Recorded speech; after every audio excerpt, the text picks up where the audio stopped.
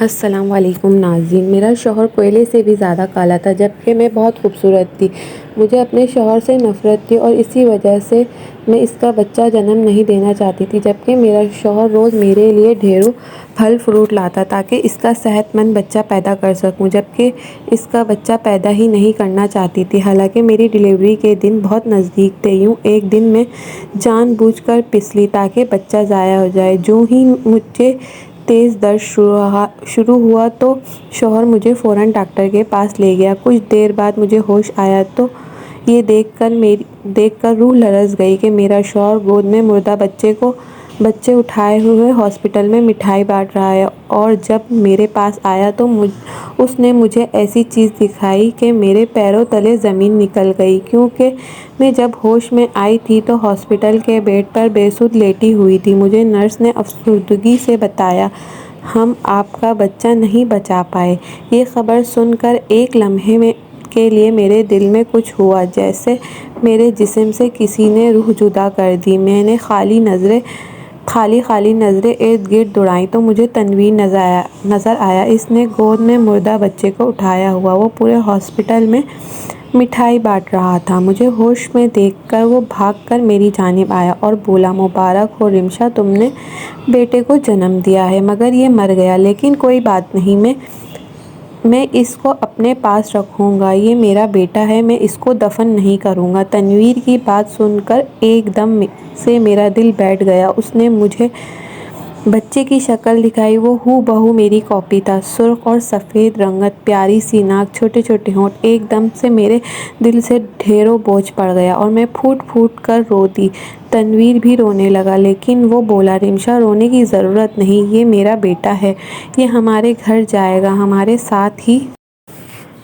ساتھ ہی رہے گا۔ میں اس بات کو تنویر کا جذباتی پن خیال کیا تھا، مگر میں نہیں جانتی تھی کہ وہ اپنی دھن کا پکا ہے، جو کہہ رہا ہے وہ کر گزرے گا۔ اگلے دن مجھے ہاسپٹل سے ڈسچارج کر دیا گیا۔ گھر گئی تو میں نے دیکھا ایک کمرہ تنویر نے بچے کے لیے سیٹ کیا ہوا تھا۔ تنویر بولا، میں نے اپنے بیٹے کا نام علی رکھا ہے، یہ کمرہ علی کا ہے اور اسی میں رہے گا۔ میں روتے ہوئے اس کے منہ کی طرف دیکھا اور کہا، ایسا مت کرو، ہمارا بچہ مر چکا ہے، اس کو اس اسلامی احکامات کے تحت دفن کر دو۔ تنویر میری بات سن کر چڑ گیا، غصے سے بولا، آج تو تم نے یہ بات کر دی، لیکن آج کے بعد تمہارے منہ سے ایسی کوئی بات نہ سنوں، میرا بیٹا زندہ ہے اور یہ میرے ساتھ ہی رہے گا۔ مجھے تنویر کا دماغی حالت پر شک ہونے لگا، لیکن میں اسے کچھ نہیں کہہ پاتی۔ وہ میری باتوں سے تنگ آ کر اس نے کمرے میں شفٹ ہو گیا جو اس نے بیٹے کے لیے سجایا ہوا تھا۔ میرے سامنے تنویر بچے کے لیے کبھی فیڈر بنا کر لے کے جاتا تو کبھی ڈائپر تبدیل کراتا۔ میرے دل کو کچھ ہوتا۔ میں نے ایک دن غصے سے تنویر کو کہا، میرے بیٹے کی لاش کی بے حرمتی مت کرو، اس کو دفن کر دو۔ تنویر نے میرے منہ پر تھپڑ مار دیا اور بولا، یہ تمہیں کتنی بار کہا ہے کہ تم میرے بیٹے کو مردہ مت کہو، آؤ نے تمہیں کچھ دکھاتا ہوں۔ وہ زبردستی ہی میرا ہاتھ پکڑ کر مجھے اس کمرے میں لے گیا جہاں پر علی لیٹا ہوا تھا۔ اس نے ایک دم سے بیٹے کے منہ سے کپڑا ہٹا دیا۔ میری نظر جیسے ہی بچے کے منہ پر پڑی، میرے منہ سے زوردار چیخ برآمد ہوئی، کیونکہ وہاں تو مجھے وہ وقت یاد آنے لگا جب میں نے اپنی دھن میں گھر یا آئینے میں عکس دیکھ کر ناچنے کی کوشش کر رہی تھی اور ساتھ ساتھ وہ گانا بھی گنگنا رہی تھی جو آج ساتھ والے گھر سے سن کر آئی تھی۔ مجھے یہ خبر ہی نہ تھی کہ اماں کب آئیں اور کب مجھ پر اپنے جوتے کی ہوائی فائرنگ کر ڈالی۔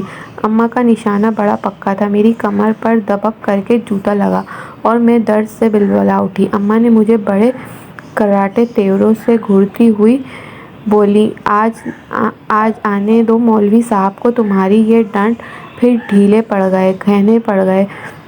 اماں مجھے ہمیشہ بھی ابا کی دھمکی دیا کرتی تھی، کیونکہ ابا سے مجھے ڈر لگتا تھا۔ وہ ایک شریف النفس اور وفادار آدمی تھے۔ وہ اپنے محلے کی مسجد کے امام تھے۔ انہوں نے دین کے ہر پہلو کو اپنی زندگی پر لاگو کیا ہوا تھا، جبکہ میں اس قدر پابندیوں سے چڑھتی تھی۔ میں ایک آزاد خیال سی انسان تھی۔ میرا ماننا تھا کہ میں اپنے اعمال کا حساب خود دینا ہے، اس لیے مجھے میری پسند زندگی گزارنے دی جائے۔ مگر کہاں جی، مولوی صاحب تو ہمارے گھر میں ہٹلر تھے، اور میں اور میرے چھوٹے بہن بھائی ان سے بڑا ڈرتے تھے۔ مجھے گانا سننے، ڈرامے دیکھنے اور ناول پڑھنے کا بڑا شوق تھا، مگر ہمارے گھر میں ان چیزوں کو مشروب و ممنوع کی طرح قابل نفرت سمجھا جاتا تھا۔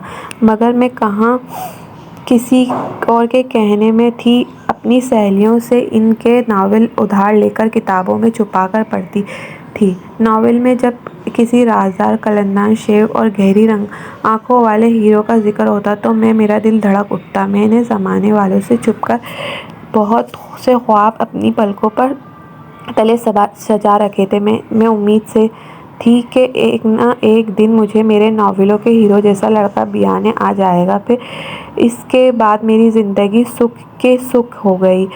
میں ہر نماز کے بعد اپنی جلد از جلد شادی ہو جانے کے لیے وظیفے بھی کرتی۔ میں مولوی کی بیٹی تھی، وظائف پر میرا یقین بڑا کامل تھا۔ مجھے یہی لگتا تھا یہی وظائف میری نیا پار کریں گے۔ میری امید کے عین مطابق بہت جلد میرا رشتہ آ گیا۔ اماں نے مجھے بتایا، مولوی صاحب کے جاننے والے نے ان کی سب سے بڑی بیٹی کا ہاتھ مانگا ہے، اور مولوی صاحب نے کہہ ڈالا کہ اب 1-2 ہفتے تک تمہارا نکاح کر کے تمہارے فرض سے سبکدوش ہونا چاہتے ہیں۔ میں اسبات سے سر ہلا دیا تھا۔ اب میری خوشی کی کوئی انتہا نہ رہی۔ میں نے جو چاہا مجھے اب وہ مل رہا تھا۔ میں اس جیل خانے سے رخصت ہو کر اپنے شوہر کے گھر جانے والی تھی۔ یہ سوچ کر خوش ہو رہی تھی میں نے یہ 2 ہفتے گن کر گزارے تھے۔ اب اماں مجھے ہر لمحے گھر بسانے کے گر سکھا رہی تھیں۔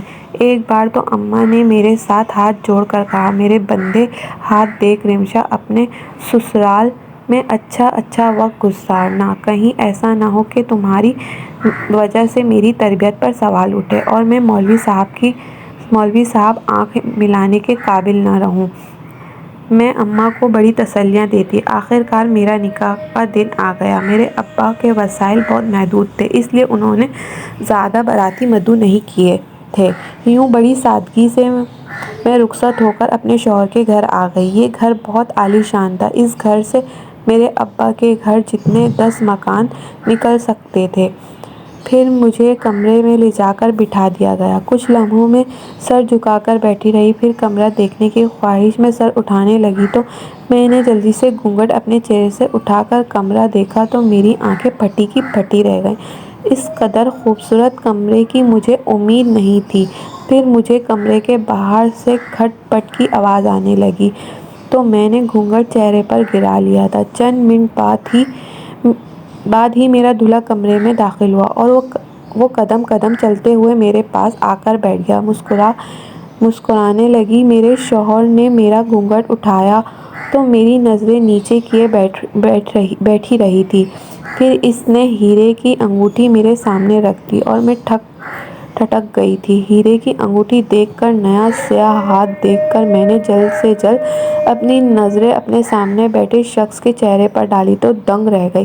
ایک بڑی عمر کا سیاہ مرد میرے سامنے بیٹھا مسکرا رہا تھا۔ میں ایک دم سے سمٹ گئی اور بولی، سوری انکل، مجھے نہیں معلوم تھا کہ آپ آئے ہیں۔ میں سمجھی تنویر ہیں، وہ کدھر رہ گئے۔ وہ شخص ایک دم سے پریشان ہو گیا۔ ایک دم سے میرے دل کا کچھ ہوا تھا۔ میری سوچوں کے گھوڑے دوڑنے لگے۔ ہائے، کہیں میرا شوہر بھاگ تو نہیں گیا۔ وہ شخص کھنکار کے بولا، رمشا، میں ہی تنویر ہوں۔ میں کچھ سمجھی نہیں۔ مجھے اپنے کانوں پر یقین نہیں آ رہا تھا۔ وہ بولی، رمشا، تمہاری شادی مجھ سے ہوئی ہے، میں ہی تمہارا شوہر ہوں۔ اس مرد کی بات سن کر میں بے ہوش ہوتے ہوتے بچی تھی۔ میں اندر سے جیسے ٹوٹ سا گیا تھا۔ میں نے ایک دم سے دھاڑے مار کر رونا شروع کر دیا۔ تنویر بھی گھبرا کر رہ گئے تھے۔ وہ مجھ سے میرے رونے کی وجہ پوچھنے لگے تو میں نے سر درد کا بہانہ کیا اور لیٹ کر رونے لگی۔ پھر وہ میرے لیے گولی لے کر آیا، کھانا پینا بھی لایا، مگر میں نے اپنے منہ سے کپڑا نہ ہٹایا۔ ساری رات سسکتی رہی۔ میں نے دل ہی دل میں ابا کو مخاطب کر کے کہا، دنیا میں تو قابل عزت مولوی صاحب بنے بیٹھے ہو نا، قیامت والے دن اللہ سے آپ کی شکایت ضرور کروں گی۔ صبح ہوئی تو تنویر میرے پاس آ کر بیٹھ گیا اور بولا، رمشا، میں جانتا ہوں کل رات سر میں درد نہیں تھا، تم شاید خود سے دور ہو گئی۔ دوگنی عمر کے مرد کو شوہر تسلیم نہیں کر پا رہی ہو۔ میں جانتا ہوں کہ عمر میں تم سے بڑا ہوں، تم سے کم صورت ہوں، مگر تم سے کم سیرت ہرگز نہیں ہوں۔ تمہیں اپنے گھر کی مہارانی بنا کر رکھوں گا، تمہارے قدموں میں دنیا کی ہر نعمت لا کر ڈھیر کر دوں گا، تمہیں اتنا سکھ دوں گا کہ اپنی قسمت پر رشک کرو گی۔ تنویر نے جو کہا وہ سچ کر کے دکھایا۔ وہ سچ میں میری بہت عزت اور قدر کرتا تھا۔ وہ میرے نخرے اٹھا اٹھا کر بیزار نہیں ہوتا تھا، میں اس کو جھڑک دیتی تھی۔ وہ میرے پاس آ کر مجھے منانے لگا۔ تنویر نے صحیح معنوں میں مجھ سے اپنے گھر کی ملکہ بنایا ہوا تھا، جبکہ میں تنویر کے ساتھ سیدھے منہ بات بھی نہیں کرتی تھی۔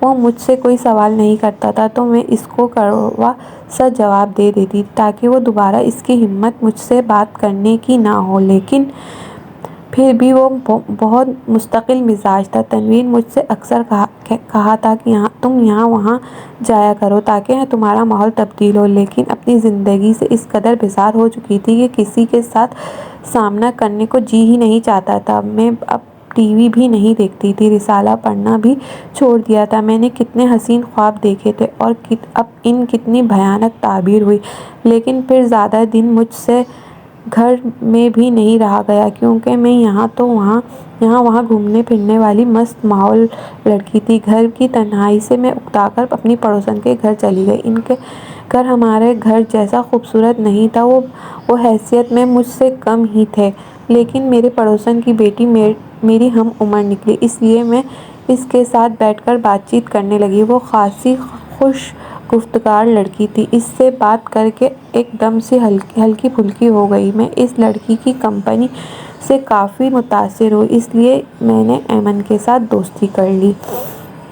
میں نے اسے اپنے گھر آنے کی دعوت دی۔ وہ ایک دو بار میرے گھر آئی بھی تھی، لیکن زیادہ تر میں ہی ایمن کے گھر جاتی۔ ایک دن میں ایمن کے ساتھ بیٹھی بات کر رہی تھی جب ایک پیارا سا لڑکا لاؤنج میں داخل ہوا تھا۔ وہ بالکل کسی ہیرو کی طرح دکھتا تھا۔ میں نے ایمن سے پوچھا، یہ لڑکا کون ہے؟ وہ بولی، میرا بڑا بھائی عمران ہے۔ وہ لڑکا اپنے کمرے میں چلا گیا تو میں بھی تھوڑی دیر بعد اٹھ کر اپنے گھر آ گئی۔ آج میرا موڈ بہت سخت خراب تھا، مجھے تنویر کی شکل سے ہی نفرت ہونے لگی۔ وہ جب آفس سے لوٹ کر واپس آیا تو میں اس کے ساتھ لڑنے لگی۔ وہ ہمیشہ کی طرح میرے نخرے اٹھا میرے سامنے سے غائب ہو جائے۔ یوں غصہ کرتے کرتے میری طبیعت خراب ہو گئی۔ میں کچن میں پانی پینے گئی تو وہیں بے ہوش ہو کر گر گئی۔ تنویر دوڑتا ہوا میرے پاس آیا، مجھے اٹھا کر ڈاکٹر کے پاس لے گیا۔ ڈاکٹر نے بتایا، میں امید سے ہوں۔ یہ خبر سن کر مجھ پر قیامت بیت گئی۔ میں نے نفی میں سر ہلایا اور دل میں ارادہ کر لیا کہ اس کالے کلوٹے انسان کے بچے کو ہرگز جنم نہیں دوں گی۔ میں نے سوچ لیا تھا، میں تنویر سے طلاق لے لوں گی، اس طرح میری تنویر سے جان بھی چھوٹ جائے گی اور میرے ابا سے میرا بدلہ بھی پورا ہو جائے گا۔ گھر آ کر میرا موڈ سخت ناخوشگوار تھا۔ تنویر میری منتیں کرتا رہا کہ تم اپنا موڈ اچھا کر لو، بچے کی صحت پر اثر پڑے گا۔ اگلے دن ہی صبح ہوتے ہی میں ایمن کے گھر پہنچ گئی تھی۔ اس کے گلے لگ کر پھوٹ پھوٹ کر رو پڑی۔ اس نے وجہ پوچھی تو میں نے بتایا کہ میں ماں بننے والی ہوں، بلکہ میں نے اس سے کہا کہ تنویر میرے ساتھ بہت لڑتا ہے، کل رات بھی اس نے مجھے بہت مارا۔ ایمن میرے لیے پریشان ہو گئی تھی، وہ مجھے دلاسا دینے لگی۔ تبھی نہ جانے عمران کہاں سے نکل آیا، وہ کافی پریشان لگ رہا تھا۔ وہ بولا، تمہارا شوہر کیوں مارتا ہے؟ عمران کی توجہ پا کر میں نے جلدی سے بولنا شروع کر دیا۔ میں بولی، تنویر اپنی عادت سے مجبور ہے، مجھے چھوٹی چھوٹی باتوں پر مارتا ہے۔ عمران میرے پاس آ کر بیٹھ گیا اور بولا، اگر تمہارا شخص تمہیں مارتا ہے تو اس کے خلاف پولیس میں شکایت درج کروا دو۔ میں بولی، مولوی کی بیٹی ہوں، کہاں سے تھانوں کے چکر لگاتی پھروں گی۔ عمران نے جلدی سے مجھے اپنا موبائل نمبر دیا اور بولا، اگر تمہیں تنویر نے مارا تو تم مجھ سے کال کر کے بتا دینا، تم اب بے فکر ہو کر جاؤ، سب کچھ سنبھال لوں گا۔ میں عمران کا نمبر لے کر چلی گئی۔ بہت خوش تھی، شام میں ہی میں نے اس کو فون کر دیا۔ میں نے کہا، آپ کا آپ کا شکریہ ادا کرنے کے لیے فون کیا تھا۔ آپ بہت اچھے ہیں۔ عمران میری بات سن کر ہنس پڑا اور بولا، اچھا، اچھی تو تم بھی بہت ہو، اس لیے میں تمہاری مدد کرنا چاہتا ہوں۔ یوں ہی تمہیں ادھر ادھر کی باتیں کرتے کرتے 1 گھنٹہ بیت گیا۔ جب تیمور آفس سے واپس آیا تو میں نے جلدی سے فون بند کر دیا۔ اب میں ہر روز بہانے بہانے سے عمران کو فون کرتی، وہ بھی مجھے آگے سے بہت اچھا رسپانس دے رہا تھا۔ وہ کہتا تھا، تو ہر وقت تمہاری ہی کال کا انتظار کرتا رہتا ہوں۔ میری اور عمران کی بہت گہری دوستی ہو گئی تھی۔ ایک دن اس نے مجھے ہوٹل میں بلایا، میں بڑی تیار ہو کر گئی تھی۔ ہم نے وہاں بیٹھ کر کھانا کھایا۔ عمران بولا، مجھے اس بات کا افسوس رہے گا کہ تم جیسی حسین لڑکیاں یہ امیر بڈھے لے جاتے ہیں۔ اور وہ بولا، تمہاری شادی مجھ جیسے لڑکے سے ہونی چاہیے تھی۔ میں عمران کی بات سن کر رو پڑی۔ میں بولی، میری بھی یہی خواہش تھی کہ میری شادی تم جیسے ہی لڑکے سے ہو، مگر میرے باپ نے میری اجازت لیے بغیر میری شادی تنویر کے ساتھ کر دی۔ عمران بولا، اگر میں ایک بات کہوں تو تم غصہ نہیں کرو گی؟ میں جھٹ سے بولی، نہیں نہیں، کیوں کروں گی غصہ؟ تم کھل کر کہو جو کہنا ہے۔ وہ بولا، اگر تم اس طریقے سے تنویر سے طلاق لینے میں کامیاب ہو جاتی ہو تو میں تمہیں اپنا لوں گا۔ عمران کی بات سن کر میرے قدم زمین پر ٹک ہی نہیں رہے تھے۔ میں بڑی خوشی خوشی گھر گئی۔ میرا سارا دن تنویر سے طلاق لینے کے منصوبے بناتی رہی، مگر اب یہ جو بچے کی آفت آن پڑی تھی اس کے بارے میں سوچ کر پریشان ہو رہی تھی۔ میں کسی قیمت بھی تنویر کے بچے کو جنم نہیں دینا چاہتی تھی۔ اس طرح وہ بچہ میرے پیروں کی زنجیر بن جاتا۔ جب کہ تنویر نے مجھ سے بچے کی خبر سنی تھی تب سے اس نے مزید میرا خیال رکھنا شروع کر دیا تھا۔ وہ میرے لیے فروٹس لے کر آتا، پھر وہ فروٹ خود کاٹ کر میرے سامنے پیش کرتا۔ وہ چاہتا تھا کہ اس کا بچہ صحت مند پیدا ہو، لیکن ہر گھڑی تنویر کے ساتھ لڑتی رہتی۔ ایک دن عمران نے مجھے پھر سے ہوٹل پہ بلایا۔ اس دن میں نے رو رو کر اس کو بتایا تھا کہ میں اس بچے کی ماں بننے والی ہوں۔ عمران یہ بات سن کر کھانا بیچ ہی میں چھوڑ کر چلا گیا۔ میں اس کو فون پر فون کرتی رہی لیکن وہ میری کال ہی نہیں اٹھا رہا تھا۔ پھر اس سے بڑی مشکل سے میرا فون اٹھایا تو وہ بولا، اب تم مجھ سے کیوں فون کر رہی ہو؟ تم تو میرے ساتھ کھیل رہی ہو۔ میں بولی، تنویر کے بچے کو جنم نہیں دینا چاہتی ہوں، تمہارے ساتھ گھر بسانا چاہتی ہوں۔ عمران میری ساری بات سمجھ چکا تھا۔ وہ بولا، ٹھیک ہے، تم تنویر سے اپنا راستہ الگ کرنا چاہتی ہو لیکن خالی ہاتھ طلاق لو۔ وہ بولا، تنویر اپنا رشتہ ٹھیک کرو اور بہانے بہانے سے اس کی ساری جائیداد اپنے نام لکھوا لو، پھر تمہارے پاس نہ تو پیسے کی کمی ہوگی نہ ہی پیار کی۔ میں خوش ہو گئی۔ مجھے عمران کا منصوبہ بہت اچھا لگا۔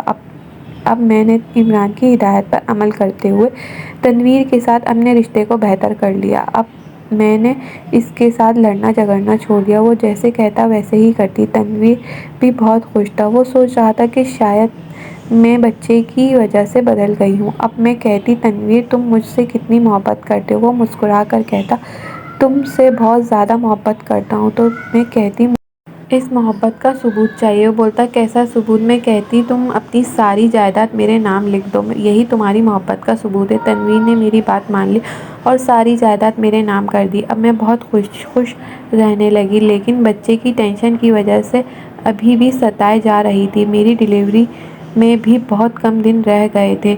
پھر میں نے ایک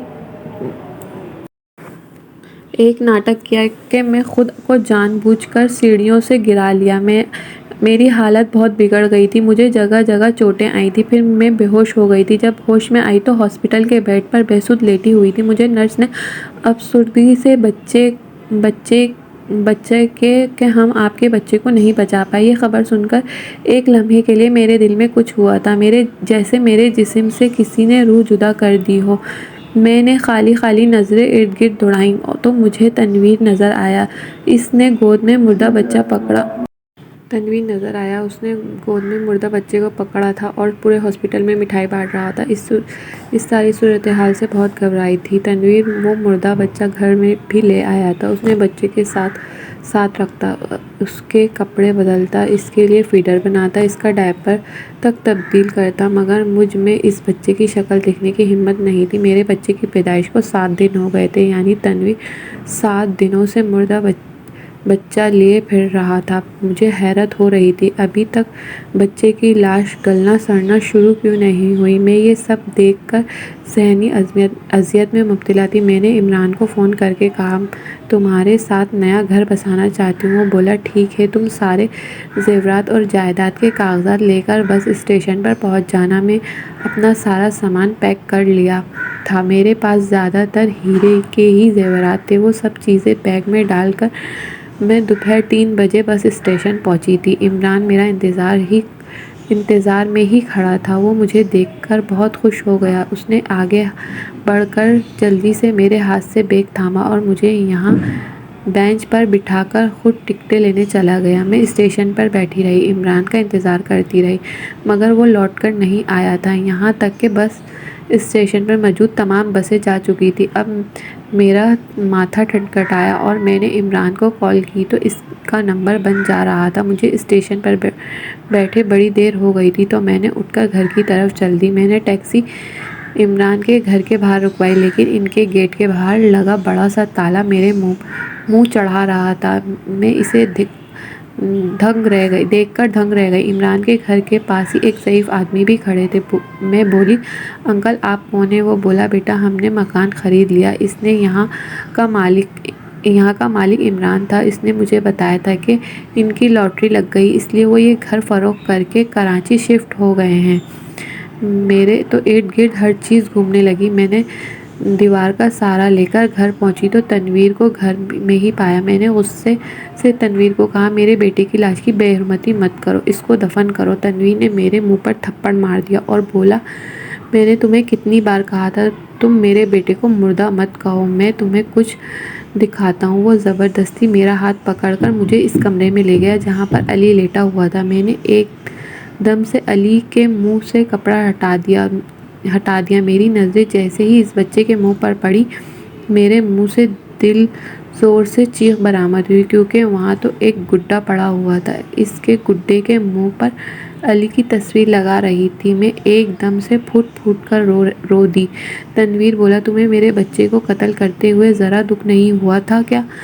تم کیسی ماں ہو؟ تم نے ایک غیر مرد کی خاطر میرا بچہ ہی مار ڈالا۔ مجھے بتاؤ تمہیں کیا ملا جس کی خاطر تم نے یہ سب کیا تھا؟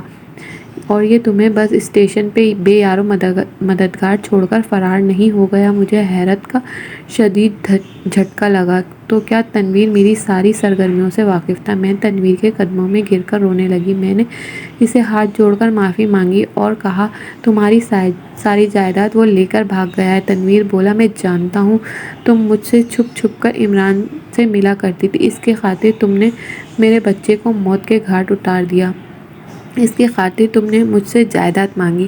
میں نے الماری سے ساری اصلی زیور نکال کر اس کی جگہ نقلی زیورات رکھ دیے تھے، جائیداد کے کاغذات بھی نقلی تھے۔ میں جانتا تھا کہ تم عمران سے دھوکہ کھا کر میرے پاس ہی آؤ گی۔ میں نے بڑی آس سے تنویر کی جانب دیکھا اور کہا، تم نے مجھے معاف کر دیا؟ وہ ہنس کر بولا، میرے ساتھ رہو گی، صبح شام میری شکل دیکھو گی، یا یہ قید نہیں ہے؟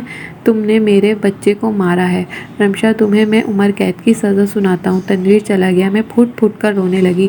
انچاہے انسان کے ساتھ رہنا ایک سزا تھی اور مجھ جیسی عورت اسی سزا کی حقدار تھی۔ خواہش صرف اتنی ہے کہ کچھ الفاظ لکھوں جس سے کوئی گمراہی کے راستے پر جاتے جاتے رک جائے، اور نہ ہی رکے تو سوچ میں ضرور پڑ جائے۔ دوستو، امید کرتا ہوں کہ آپ کو میری کہانی پسند آئی ہوگی۔ کہانی پسند آئی ہو تو ویڈیو کو لائک کریں، کمنٹ کریں، شیئر کرنا بھی نہ بھولیں۔ اگر آپ اس چینل پر نئے ہو تو اس چینل کو سبسکرائب ضرور کریں اور نوٹیفیکیشن ضرور دبائیں تاکہ آنے والی سب سے پہلی کہانی آپ کو مل سکے۔ مجھے اب کی اگلی ویڈیو تک اجازت دیں۔ اللہ حافظ۔